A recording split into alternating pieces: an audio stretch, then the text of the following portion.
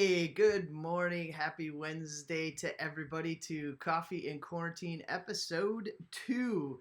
And I just want to welcome you in. I hope you're having your second cup of coffee because if you remember, at Central, we always encourage you to bring Jesus into your first cup of coffee. So we encourage you to have your first cup of coffee with Jesus, but your second cup of coffee with Pastor Aaron. I am your host for Coffee in Quarantine.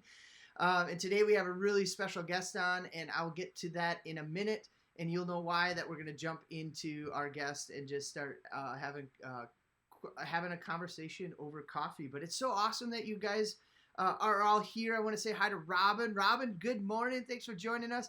Oh, hey, Anita Sturgis, my mom. Mommy's joining. Good morning, Mom. I love you. Thank you. Megan. Hey, Megan. How you doing? Neighbor Megan, just up the hill. Hope you're doing well. Hope the kids are doing awesome. We have to Skype, Megan. We gotta get our boys Skyping so that they can still connect. It's been crazy not having our kids hang out together. So, Greta. Good morning, Greta. So good to see you. Bonnie. Good morning, Bonnie, way up north. I hope you're doing well. Tell the girls I say hi. Tell them to keep singing, posting videos. It's been awesome. Tell your husband I say hi too. So Coffee in Quarantine, it's just an opportunity to have coffee with your pastor. But then also, there's no agenda with our Coffee in Quarantine. All I want to do is hang out with my friends and just have conversation. That's about it. And so today, I'm really excited. I kind of, when I got called to Central Lutheran, I kind of knew this church. I didn't really know the pastor. And then I started visiting one of the coffee places in Chippewa Falls. And I ran into this guy. Come to find out, he's the pastor of Valley Vineyard Church in Chippewa Falls. And his office hours, he always has down at 430 Coffee House. And so every time I would go in to grab coffee, there is Pastor Mike, and he's just hanging out. So Mike is just someone I truly look up to. His wisdom, and I would just say his guidance. He doesn't know this, but I refer to him as a mentor for me. And when I need some assistance or when I need some help or I have questions, he's the first that I'll shoot out in a text or I'll pick up the phone and call because he's just full of wisdom and he's been in the Chippewa community for so long and he's got roots here and I just really thoroughly enjoy Pastor Mike. So I am going to patch in Pastor Mike. Oh, Lynette's here. Hey, Lynette, so good to see you and the Severson family. Give the kids a big hug for me. So, yeah, let's jump right to it because here's the thing. If you have two pastors, they can talk a lot. And I always want to keep this to about 25 minutes. So we're going to bring him in right now. We're going to patch him in and say hi to Pastor Mike. Mike, how you doing? Good, Aaron. How are you doing today? Oh, man. What are you drinking? You got your coffee with you? Right here. What does it say? A generation changing the world. That's okay. What kind of coffee drinker is Pastor Mike? I'm a tea drinker, actually. I'm a straight tea. All right, and that ends our episode. Thank you all for joining because of tea. No, I'm just the wisdom of tea. See, there's a wisdom in tea. Because it has to soak in. That's why. That's awesome. So I'm drinking coffee, obviously, but because I knew I was interviewing you today, I pulled out my vintage. Actually, I stole this from my mom's cupboard, but this is some vintage Green Bay Packer coffee mug. I mean, this is like, you know how they have the paper on the inside and that little plastic stuff on the outside? But I'm like, because of the Packers, and because of Mike, I have to bring it out. So, and I'm drinking some Starbucks too. Are you? I tell you, that's like antique you have in your hand there. I know, right? It is, like I said, it's vintage. I don't know if Mom will ever get it back. So and she's actually watching right now. Sorry, Mom. She probably just realized, oh my gosh, I'm missing that. So, yeah. Hey, so how are things going? Tell us. So you're the pastor. You've been pastoring Valley Vineyard for how many years now? Oh, we are pushing we finished at 15 years now. 15 years. Wow, good for you, man. And did you plant it? Yes, I did. I planted when I was 12 years old, so now I'm 27. No, we started the church out in 2005, and we moved actually to Chippewa Falls on July 1st of 2005. I remember it vividly because it was a really hot day and one of those days that we don't see much anymore. But it was a warm day, and it was it was a great move. We moved from Tomahawk, Wisconsin, and we started the Vineyard Church, 15 years ago. I don't feel that old, but it's been around a while. So I got to ask, what is the leadership, yourself obviously included as a pastor, what's Valley Vineyard's focus right now during this quarantine, stay safe at home, pandemic thing that's happening? What are you guys focused on? I mean, what is your driving focus mission during this unprecedented time? I think the first thing I tell people when we did this was that we wanted to stabilize and then renormalize. I mean, there's a true fact of those two things. We were trying to stabilize who we were and then renormalize. And then out of that, we realized that we're going to mobilize and be on mission, that our mission really shouldn't change. It just needs to look different. So we really believe in reaching up to God and out to others. It's like a big thing. And one of the things we did is like, how do we do that in this time? Well, one of the things we realized was we could keep our pantry going, which was a big deal. Our food pantry was drive-through, and like we felt like we could turn it into a drive-through pantry instead of like you come in and shop. That was a difference. To be honest, we've seen 53 new families over the last 3 weeks, so we've grown exponentially. Which is sad, but it's sad, but I'm glad we could stay open. Yep. I think it's the reality of what's going on for people. Yep. So we had that happen, and then we had we did some things for pastoral care team stuff to help our own church connect and stay engaged. And then we really felt like this is a chance to reach out to people who are just not connected to the church world.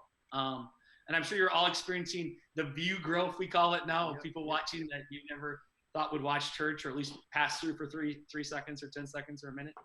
But we really felt like the key to us was, how can we still care for our community and care for our neighbors?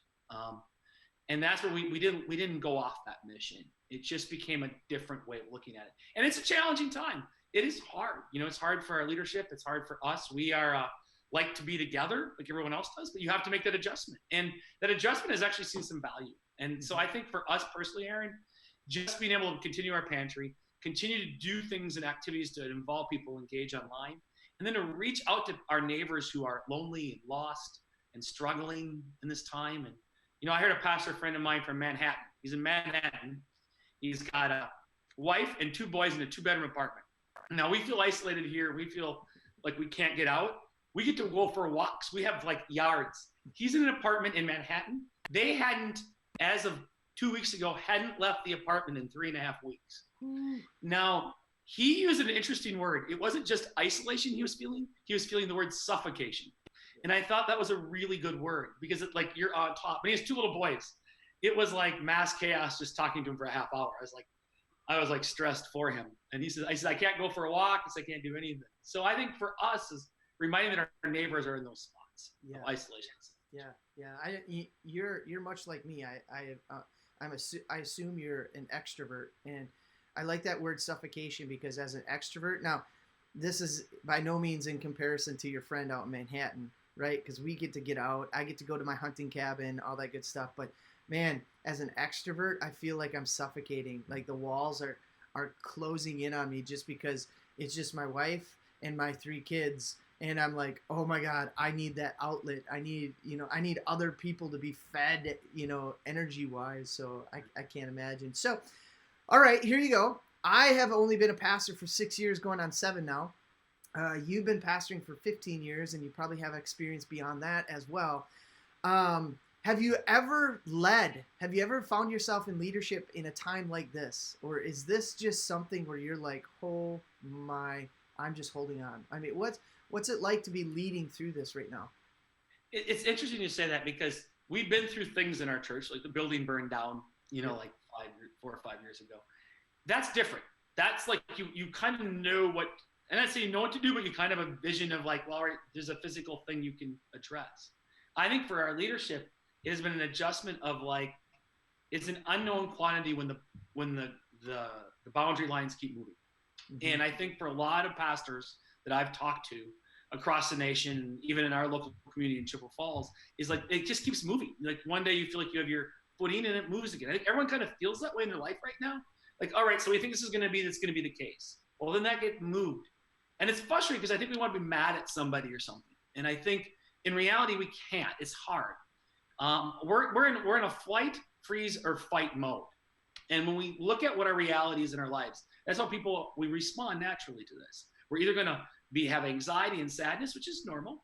We're going to freeze up and go, I'm just going to just not do anything, try to be numb, which people respond that way. Or I'm going to be angry and I'm going to be upset. And we end up in like one of those three avenues. And I think as a leadership, we had to address and deal with that reality. Because as a leader, you haven't experienced this. And by the way, nobody has, for the record, across the world. 102 years ago was the last time we had one of these. And they had to stay at home 102 years ago. They had to figure that out.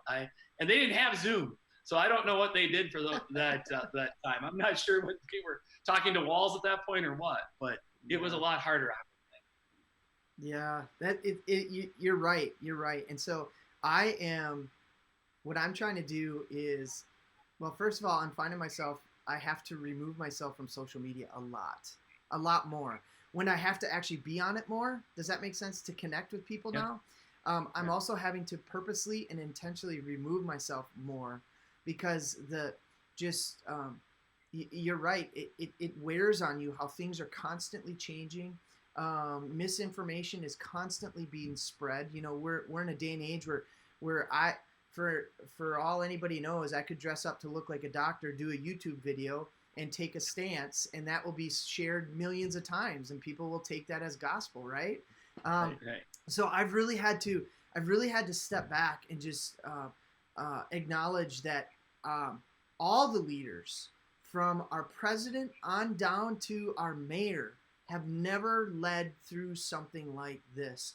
And I'm in the business of grace, mercy. And so it's been challenging, and it's been wearing on my nerves, but that's how I'm approaching all of this, because I'm asking people to just have grace with me as a pastor who's leading through this. I too then need to demonstrate that to the world too. So yeah, you're right. This was the one time I couldn't just pick up the phone and call my friend Pastor Mike and say, Mike, what do I do? Because Mike, you would tell me, I don't know, because I don't know what to do either. So, but keep the main thing. And for us, it's about loving God, loving people. For Valley Vineyard, it's about continuing to bring, grow, serve with the food pantry. So you're right on with it. So you kind of alluded to this, but we've kind of seen this play out so far in the last week or so with protests, and I think everybody is just stir crazy, and I think the anxiety, frustration is boiling up. And you and I have briefly talked about this. You and I talked a lot about this leading up to the lockdown, essentially, because you and I wanted to be on the same front when it came to decisions that churches were making. What's it going to take to get us back to worshiping together? I mean, that's the biggest question I'm starting to hear from people, is like, Pastor, can we do this? Or I heard a church, down south do this, or my sister's church over Minnesota did that. I think we should do that. And to the point where some are asking, hey, I think it's safe now to meet. What's it going to take for you, Valley Vineyard and Central, to just get back to normal worshiping face to face? What are your thoughts on that? Well, first of all, I think we've established it's never going to be the same. And I think that has to be a reality that's really hard for all of us to acknowledge. I talked about renormalizing, or a new normal, and we've used that language. You've heard people say that. I think we have to acknowledge that it has to be safe, that the experts and the scientists let us know it's safe. It's hard sometimes because we want it to be about other things. And if we care, we have mercy and grace for our people, Aaron. The most thing that matters to me is that safety. And we are on the same page. The beauty of the Chippewa Falls churches is, for the most part, we've all been pretty much walking the same line, because we wanted this together, because we haven't experienced this. And we don't want to put people in harm's way. Like the one thing I would be really sick to my stomach about is if we jumped the gun on what the recommendations were, and then someone got sick, or your grandmother got sick, or your mom got sick. I don't want that. I've told people that. I have some people, everyone's got a little restless. Pastor, when can we meet? Can't we do this? And we've had the same questions. And I say, we have to be wise. And the funny part is the Bible tells us pretty clearly, like, you have to kind of like trust your government in the sense that God's put them there. Like there's a truth to that. And even though it's hard for us sometimes, we have to kind of go with that a little bit. And then trust that at the end of the day, and I always tell people this, that God is bigger than all of this. Like, he's way bigger than all this stuff we're trying to deal with. And then know that we can be patient enough and wait. I had a pastor friend tell me this a long time ago. I think it's wise in this scenario, a little different, but matters. That we overestimate what God can do in a year in our lives, in our faith community. And we underestimate what he can do in 5. Mm-hmm. So in a 3-month span, we can get really impatient because we want to see things move. But in reality, God's already doing things we don't know. Amen. And in relationship to that, we just have to kind of wait on that. And waiting's like the hardest thing, that we live in the desert of what I call desolation. We're not in a consolation moment. We're in desolation. We're desolate, where there's nothing around us. There's no woods. We think, like, we go out and you see the Shawamigan forest, and that's like a never-ending world of trees. I drove to see my kids in college and go to Ashland, and it's like never-ending trees. Like, you just eventually think you're never going to leave the woods. Well, can you imagine it was just all sand? And that's kind of what we're in right now. Is we're in the middle of that road of just wondering when it's going to end. And if we're just a little more patient, and we just trust a little more that God knows more than us, I think we can get through it. And I don't think that's like a bad thing or a lecture thing. I think it's just a trust thing. And that's where I think we work through. Yeah. One of the things that's helping me is I keep reminding the leadership of Central, and I keep having to remind myself this, is that exactly what you said. God is still on a mission in our city. And he still needs a church for that mission. And we don't need to gather face to face to be a part of what God is doing in our community. We can go out and do that now. And so to keep that focus, keep that laser-like focus on all of this, because I'm with you, man. And I don't know what it's going to look like, Pastor Mike, but I truly believe when we come out on the other side of this, whether it's into the summer and everything's done, or we get a second wave of it, who knows? But I think once we do get on the other side of this, and this event is making the pages of history, I think it's going to look different. So my question is how are you navigating transitioning everything Valley Vineyard does together, and you transition that to all online? Granted, you already had an online presence. You were already streaming, which, by the way, is amazing. So make sure people watching tune into Valley Vineyard Church. What time is it? 10:30? 10 a.m. 10 a.m. Same time as us, which is kind of nice. So sit by your computer, pull up 2 screens, watch us both. Well, see who preaches the longest. Anyways, but how are you navigating that? Because maybe you're kind of like me. It's crazy how there's so much more to do. Like I'm busier now because everything's online than I was when we were meeting face to face, right? And there's been valleys of just tiredness through these last 4 weeks where I just feel totally, completely on empty. How are you navigating everything online, both emotionally and physically? I mean, just that. I was gonna say yes to everything you just said. I feel like we've hit our valleys and max. Trying to remind myself that there's a daily rhythm has been really hard, and it's a challenge. So like, we have everything online. We put everything on our, we put all our ministries online, connects groups. That we have our growth groups. We call them small groups, Bible studies. We put them, all those are online. We've done all the things that everyone's been doing, right? Mm-hmm. And that I think that I've been doing the streaming business, the streaming stuff. I think for us, the realization is I'm trying to remind myself that I'm still made in God's image, which means I need a Sabbath, which means I need to rest. Right. And it's harder, and I think everyone's working home has realized it's harder to stop working, because if you haven't worked from home before, there's like a crossover and blend where you just don't realize you're at work all the time. You feel like you're working all the time, even though you haven't deviated from being like the home life. Yeah. And I've tried to really start to like make some like boundaries for myself. And I said, all right, so the rhythm needs to be this. I'm off. I'm still taking my Sabbath, trying to the best I can, and acknowledging that this can sit and wait. And then also acknowledging that there's going to be times up front of like shifting things. So Sabbath has to look a little different. My rhythm has to look different in that.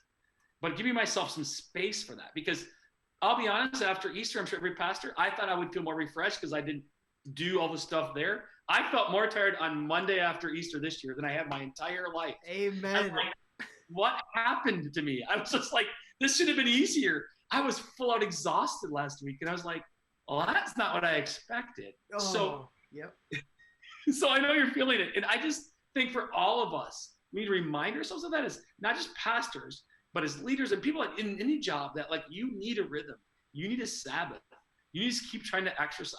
Even if it's going for walks, we go for a lot of walks all of a sudden in our lives. That seems to be a new thing in our house. Taking time to play games with your kids, or if your kids are around, taking time to just, even if it's not to binge watch an entire series in one day, I don't recommend that. That's probably not healthy. But take some time to like find something fun just to do together. Because I think we can miss the gift of this a little bit. Yeah. There's a little gift in this that I think God is telling us, you know what? I'm giving you some family time that we've all asked for, right? If we're all deep, we've all said, if I just had a little more family time. Well, I think God has graced us with more family time.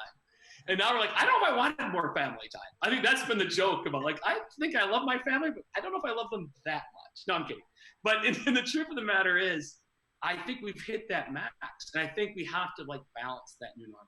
That's what I've been trying to renormalize for our lives. Because like you said, Pastor Aaron, every moment has been like, there's more to do now. I feel like I'm way more busy now than I ever was before this because of the online necessity. Yeah. And I'm, go ahead. Oh, and what I'm really struggling with is comparison.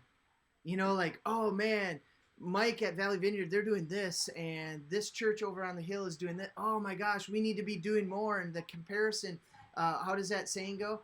Comparison is the thief of joy.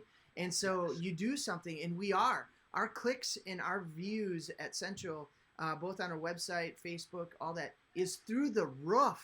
And we are reaching people that we would normally not reach or be able to reach with the gospel and the good news of Jesus Christ. And yet I arrive on Monday and I see what all the other churches did, and I'm like, I got to do more. I got to do more. And so it's been hard for me to separate. Like, I leave the office at church. I leave that at home, or I leave that at my office. I leave the emails there. I leave voice messages there. I can do that. But now it's like I'm on 24/7 on top of teaching my kindergartner how to do math. And it's just like, ugh! So how are you gauging your reach as a church? And keep talking. I got to shut the door because, again, my son came in and opened up the door. So keep talking. That's always fun. I would say that we're trying to gauge our reach, not just in our clicks, not just in our views, but in engagement. Engagement's a big thing for us right now. We're trying to base how people are engaging. Our views are through the ceiling. Our thing is, we just talked about like what that metric looks like now. It needs to be a little different, right?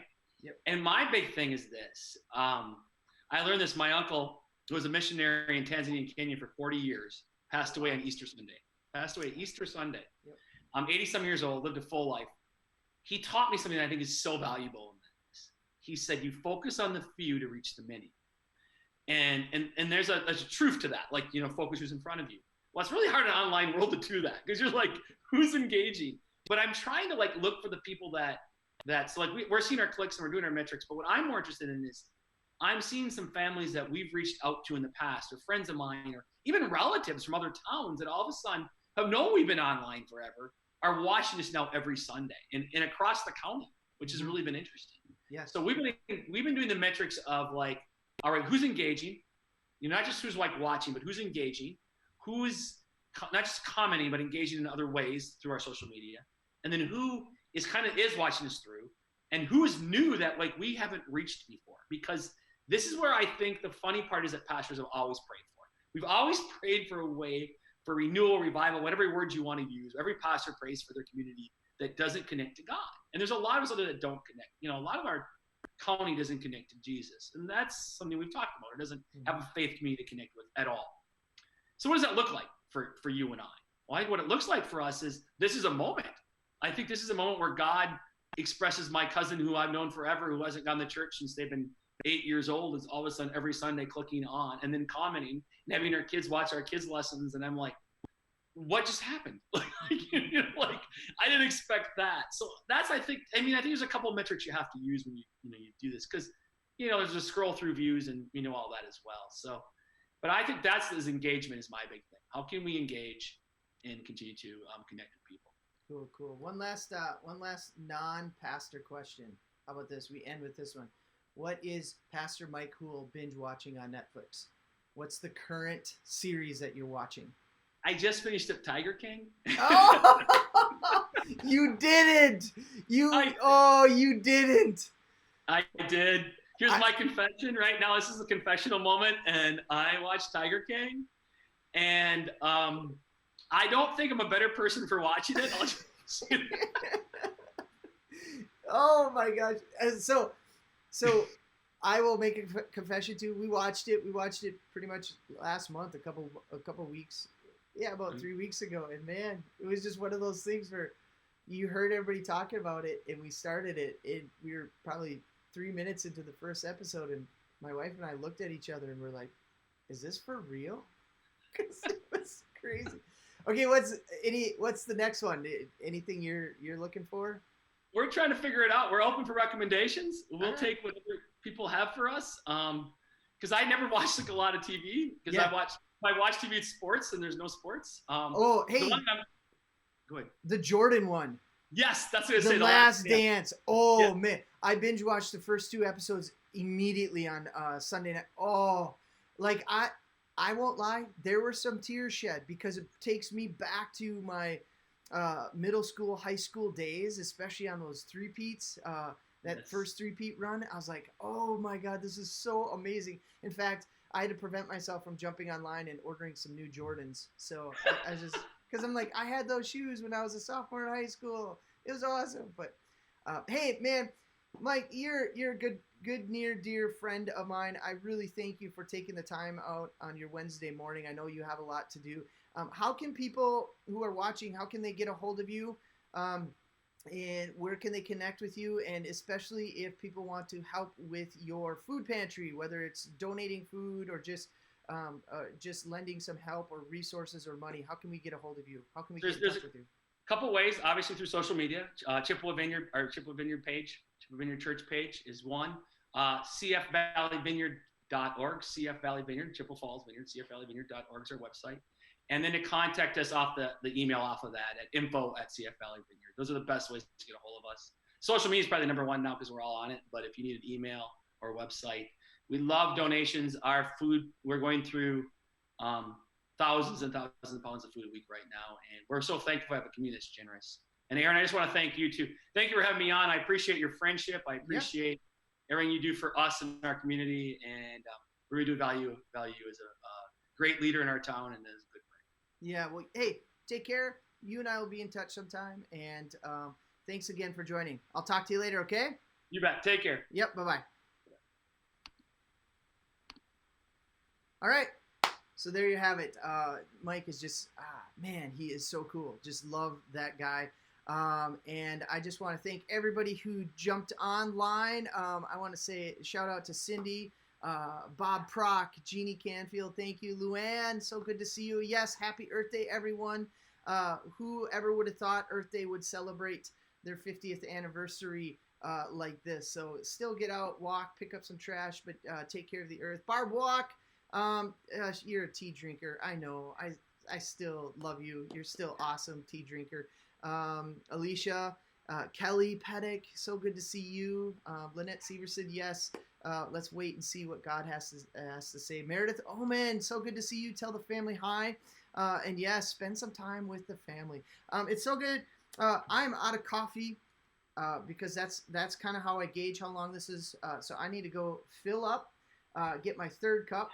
And I just want to invite everybody on Sunday to join us with our online worship, our online experience. We have 8:30 traditional, followed by a 10 o'clock modern worship.